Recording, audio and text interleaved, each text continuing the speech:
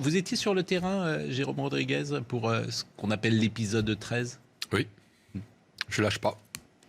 Ce qui ne tue pas rend plus fort. Ils ont essayé de me coucher, mais je serai de toutes les manifs. Et ils n'ont fait que renforcer le combat, en tout cas à mon niveau, et de me surmotiver et de gagner à motiver les autres, en tous les cas. Est-ce que vous diriez aujourd'hui, sur le terrain, vous étiez samedi à Paris ? Oui. Est-ce que vous diriez aujourd'hui que le mouvement est parfois gangréné par des éléments qui ne sont pas d'ailleurs des Black Blocs, mais aussi des Gilets jaunes, qui se sont radicalisés avec le temps et qui sont devenus très violents ? Moi, je cautionne toujours pas la violence, quoi qu'il arrive, et d'où qu'elle vienne. Maintenant, j'ai pas plus l'impression que ce soit plus un groupe ou un autre qui casse. Il y a sûrement quelques énervés.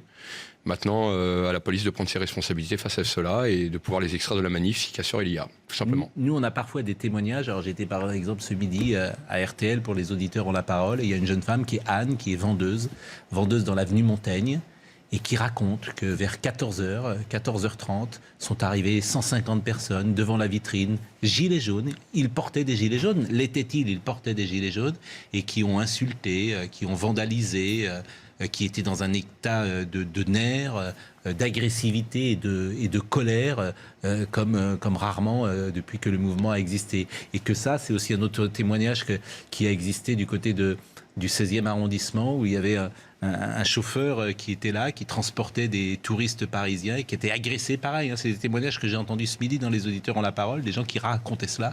La voiture, de la même manière, qui est bougée, toujours par des gens qui sont des gilets jaunes, qui ont même voulu parfois rançonner les personnes qui étaient à l'intérieur, qui disaient on va vous fumer, etc., vous êtes des bourges. Bon.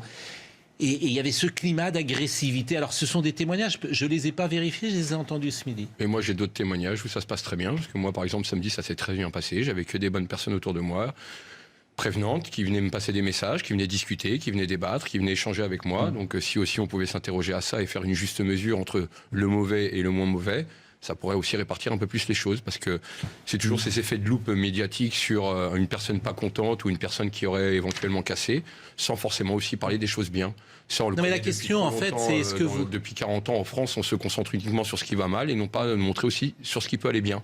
Il y a beaucoup de commerçants qui se plaignent, par exemple. Moi, j'ai beaucoup de commerçants qui sont dans la manif, qui viennent discuter avec moi et qui se plaignent pas tant de ça non plus. Non, mais la question, c'est est-ce que, au fond, vous n'êtes pas gangréné de l'intérieur, je le répète, parce qu'il y a de moins en moins de gens et que les gens qui restent sur le terrain aujourd'hui, ils ont compris que s'il n'y avait pas de violence, on parlerait peut-être beaucoup moins des manifestations et que la seule manière de continuer d'exister le samedi, c'est la violence. Ouais, mais qui engendre la violence ? Pourquoi, quand on déclare une manifestation, qu'on demande gentiment à la préfecture de police d'avoir une visibilité minime de la police à l'arrivée des manifestations et surtout de nous laisser sortir de la manifestation, comme dans chaque bonne manifestation, on est nassé, on est bloqué, on nous empêche de sortir.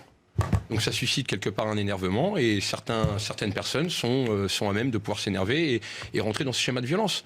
Nous, on a demandé certaines choses à la préfecture. On nous a demandé de déclarer les manifestations, de rentrer dans la loi. Donc on a fait un premier pas, mais derrière, on n'a rien en retour. Juste la chance de perdre un œil ou de perdre un pied. Donc, stop. À un moment donné, il faut que tout le monde rentre dans la partie. Moi, aujourd'hui, au bout de 13 manifs, j'arrive à avoir les compétences en termes de bruit, en termes d'odeur et en termes de visibilité sur d'éventuelles personnes qui seraient susceptibles de s'énerver et de casser. À ce moment-là, que fait la police pour pouvoir les extraire ? Alors, je vais donner la parole deux secondes à Véronique Jacquet. Il y a quelque chose qui m'a étonné, c'est que moi, je vous ai invité en milieu d'après-midi, puis vous m'avez dit, je vais attendre un petit peu avant de vous répondre.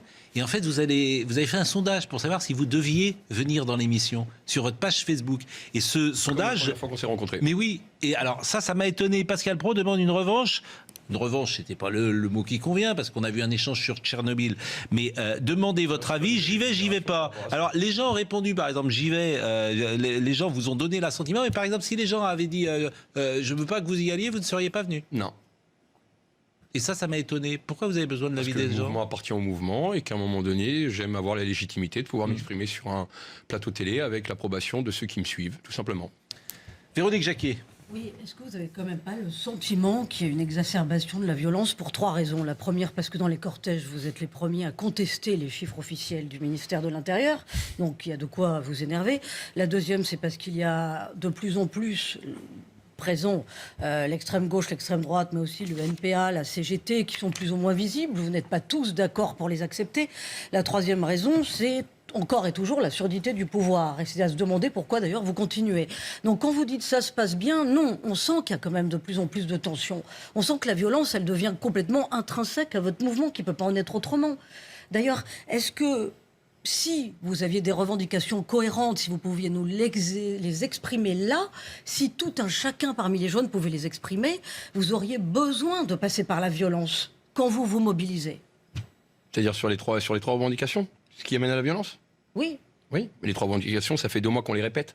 Sauf qu'à chaque fois qu'on vous voit sur un plateau, on ne se concentre uniquement sur la violence. Personne ne nous pose la question de pourquoi vous êtes dans la rue. Si, quand on vous demande pourquoi encore et toujours... Donc vous le mobilisez, savez, donnez-moi les 3 revendications à ce moment-là. Ah non, non. Alors pour Non. vos premières préoccupations. Donc déjà, de redonner un peu de dignité aux gens qui vivent en France, à la valeur du travail, au fait que ce ne sont pas uniquement des poches à fric, qu'à défaut d'être travailleur, on n'est pas un coût mais un producteur, et qu'on vive dignement de notre salaire et qu'on arrête de nous prendre pour des taxes ambulantes. Ça, c'est la première des revendications. Je pense que c'est pas trop demandé. Mais elle est très large, vous comprenez bien. Elle est très large, mais à un moment donné, Monsieur Pro, il faut comprendre que ça fait 40 ans qu'on joue la division en France. Donc forcément, à un moment donné, les revendications sont divisées aussi. Oui. Moi, je vais vous dire, je prends énormément de messages. Il y a énormément de problèmes en France. Que ce soit les handicapés, les femmes seules, les retraités. Il y a beaucoup de problèmes. Si déjà on peut partir d'un socle commun, on va pas arriver, on va faire 3. Le travail sera de longue haleine, quoi qu'il arrive. Rome, c'est pas fait en un jour. Donc déjà partons sur une base. Moi, je voulais juste rester sur la violence, parce que sur des revendications, on peut être d'accord. Mais personne ne veut les entendre, les revendications. On est capable de faire une loi liberticide en 2 soirs. Ça fait 2 mois. 2 mois et personne ne fait de loi pour nous aider. J'ai le sentiment précisément que les revendications, elles sont entendues, que les négociations, elles sont possibles, que le grand débat est fait pour ça. Quel grand débat? Une réunion d'entre-soi où on est entre petits copains, puis on se raconte nos vies, puis on fait pas avancer le schmilblick. Excusez-moi, monsieur Pro. C'est pas ça, il y a des Moi, je n'ai pas été invité au grand débat. Et d'autres gilets jaunes n'ont pas été invités. C'est les copains à Macron. Mais ne dites pas ça, j'ai vu l'autre jour le président qui était précisément à côté de quelqu'un qui portait un gilet jaune dans un grand débat. Moi, je ne peux pas avoir accès à toutes les chaînes de télé. Maintenant, il s'est prétendu être gilet jaune, je ne l'ai pas vu sur les manifs non plus. Hein. Mais ce qui m'intéresse vraiment, c'est pour en terminer sur la violence, parce qu'on se dit, mais comment on va sortir de ces samedis-là? Jérôme Béglé, c'est plus ça qui peut m'intéresser ce soir, en tout cas. On ne peut pas résumer le mouvement des Gilets jaunes à de la violence. Il y en a, on en a parlé 36 fois. Mais je ne crois pas que ce mouvement qui est né en novembre était fondé sur de la violence, ça c'est sûr. Maintenant, il est pris en otage par cette violence. Alors après, ce que je pourrais reprocher à les Gilets jaunes, c'est que il n'y a pas eu assez de condamnation de la violence. Il n'y a pas eu assez de distanciation à l'égard de cette violence. Mais c'est faux de dire que le mouvement a fait naître de la violence. Je pense qu'il y a eu 40 ans de violence en France. Il y a eu un canal historique, novembre-décembre, qui a viré vers un canal hystérique. Et que si on était tous d'accord, beaucoup, avec une partie des revendications du canal historique, on est un peu démunis devant le canal hystérique. Voilà, c'est juste ça qui dérange. Après, moi, je suis pas d'accord avec vous, monsieur. Je trouve que il y a une partie des revendications qui ont été en tout cas prises en compte par le gouvernement. Le grand débat et les cahiers de doléances qui sont une forme du grand débat, ça a lieu. Le RIC, il va être mis en place. Alors demain, après-demain, en 2020, j'en sais rien. Les 10 ou 11 milliards d'euros mis sur la table par le gouvernement, c'est quand même plus pour catégorie gilets jaunes que pour les très riches. Moi, j'ai rien reçu sur les 10 milliards, hein, je vous garantis. Et beaucoup de gens autour de moi n'ont rien reçu. Excusez-moi, il y a eu 3 actes Macron, 10 milliards, un faux débat et la dernière chose, un éventuel référendum pour comprendre que la France va mal. Excusez-moi, moi, la violence, elle vient quoi? Elle vient de la part du gouvernement. J'ai été éduqué, je finis juste, monsieur Pro, j'ai été éduqué dans une école républicaine avec des cours d'éducation civique qui nous inculquent la liberté, l'égalité et la fraternité. Et parce que j'ai osé élever la voix, j'ai perdu un œil. C'est ça la France d'aujourd'hui? C'est ça la France que vous voulez parler? C'est caricatural. Non, c'est caricatural, je vous donne mon œil peut-être. D'accord? Parce que moi j'invite monsieur. Vous ne pouvez pas faire un rapprochement comme ça aussi. On peut pas faire un rapprochement. Est-ce que vous voulez vous prendre ça dans l'oreille pour juste mieux entendre? À un moment donné, moi je veux bien. Parce que la violence, vous parlez que de la violence des jaunes, mais est-ce qu'on parle de la violence du gouvernement? Est-ce qu'on vit dans un pays de droit aujourd'hui où on a le droit de prendre une bastos dans la tête parce qu'on ose? On vit dans un pays de droit, on ne peut pas dire le contraire. Ah d'accord, et on reçoit une bastos. Quel est le pays aujourd'hui qui tire sur sa population? Alors on verra ce que... Je vous demande juste quel est le pays qui tire sur sa population aujourd'hui? L'Angleterre a tiré parce qu'il y a eu des émeutes à Londres, l'Espagne a tiré... Je veux dire, Jérôme Rodriguez, c'est un peu le peut pas rentrer... Je pense que là, vous avez un réel problème de démocratie en France et personne n'a l'air de s'inquiéter, les gars. Je vous l'ai dit, tout le monde... Jérôme Rodriguez, tout le monde est en empathie avec votre sort personnel. Attention, je ne suis pas le seul. Je suis le 20e œil qui est tombé. Il n'y a pas là-dessus. Simplement, dans un état de droit, il y a des violences dites légitimes, parfois. Alors que fait le gouvernement pour enrayer cette violence? De la police. En revanche, De la police. Non, pas de la police. Pour le C'est maintien pas la de l'ordre. police qui fait En la revanche, violence. Jérôme, La police si sert vous de me bouclier dites, humain au gouvernement. en revanche, si vous me dites qu'il faut peut-être interdire en France le flashball, la discussion peut commencer puisque le défenseur des droits pense comme vous. Donc il y a débat là-dessus. Il y a Oui, mais la discussion. commission d'État n'a pas refusé. Quand j'entends Conseil un d'État, syndicat effectivement, de police qui se le- sent soulagé le- de pouvoir non, mais- tirer sur la population, bah, ça m'inquiète, quoi. C'est pas évidemment ça. Non, mais il faut réaliser. Se dit monsieur pas Pro, dans on ces est en termes-là. France, quoi. On tire sur Simplement, son peuple, quoi. les maintiens de l'ordre disent c'est une arme dissuasive et si on n'a pas ça, parce qu'il y a aussi des violences de l'autre côté et il y a des flics, des policiers, pardonnez-moi, qui sont attaqués, qui sont insultés, qui sont, parfois avec de l'acide, etc. Vous avez des forces en face Alors pourquoi les extrêmement policiers- fortes. pourquoi Il faut le dire. Les messages Il faut de policiers que je reçois, pourquoi ils n'en peuvent plus? Pourquoi ils viennent s'excuser? Pourquoi ils m'apportent leur soutien? Écoutez, je ne sais pas les Pourquoi messages ils en que ont marre vous, d'être vous lâchés savez, après mais le Yves gouvernement Lefebvre, qui était là tout à l'heure, n'est pas dans cet esprit-là non Ah bah plus. les vous syndicats, ils voyez. écoutent qui ils veulent en même temps.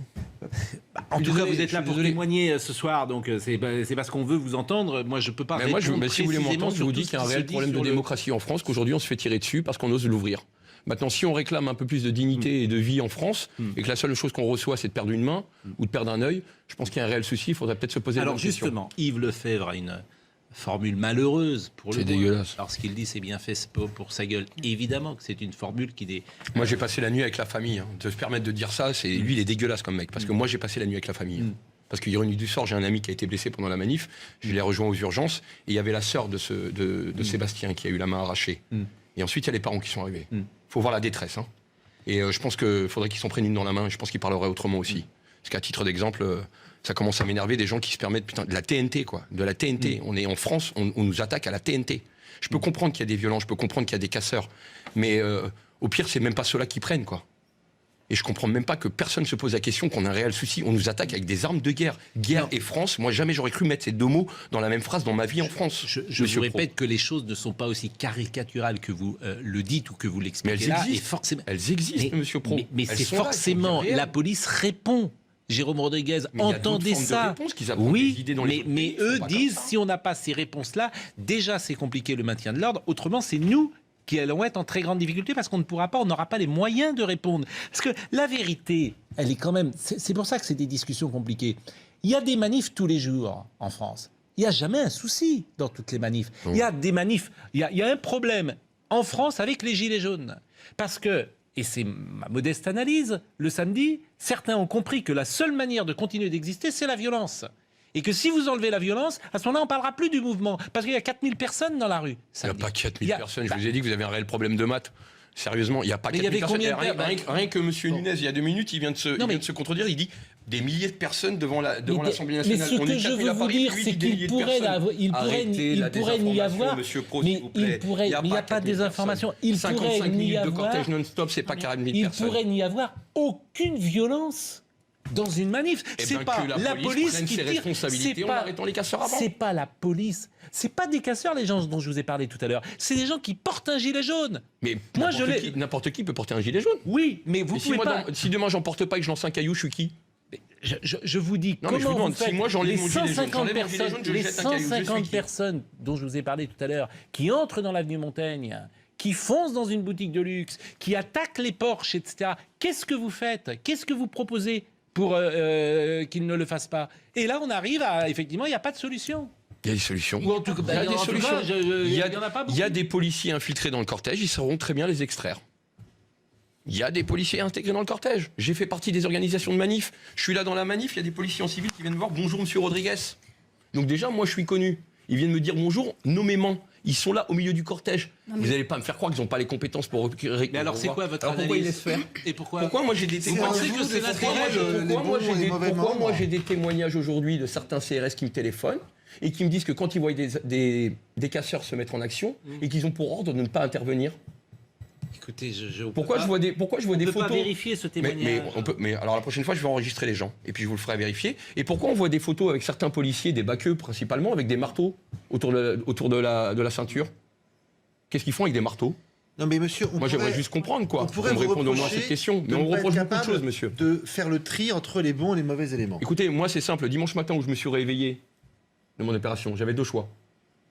J'appelle à la guerre, vengeance, comme je l'ai entendu en montant dans le camion de pompiers, ou j'appelle au pacifisme.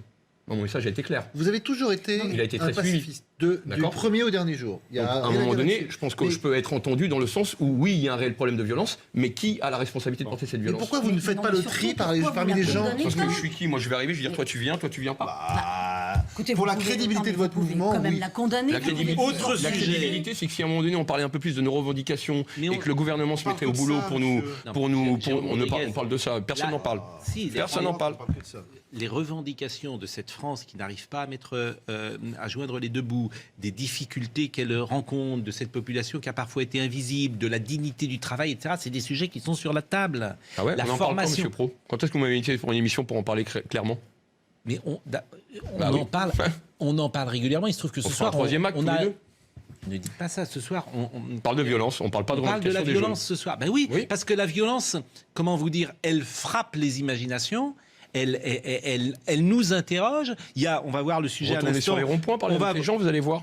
Mais il n'y a plus sur les ronds-points. Il Il n'y a plus personne. Il y a plus de gens sur les ronds-points. Il n'y a plus personne. Venez du Bah- côté de chez moi dans le 60. Je suis invité à chaque midi à manger En une tout merguez. cas, les ronds-points ont été désertés. Non, vous en non, conviendrez. monsieur Pro. Sortez avec votre En caméra. tout cas, les manifs parisiennes, bordelaises et toulousaines ont pris le pas Mais, sur les ronds-points. écoutez, je suis quand même sur. C'est ce que je disais tout à Je suis l'heure. quand même au contact En du parlant terrain et je canal vois que les ronds-points sont historique, remplis. le canal Ce historique, que je vous c'est ça. propose, par exemple, et c'est pour ça qu'on en parle, la dégradation. Vous allez voir le sujet d'Arthur Lindon, c'est l'appel des maires. Je vous pose juste une question. Vous vous rappelez de l'image de l'Arc de Triomphe avec la statue en plâtre qui a un œil pété? Oui.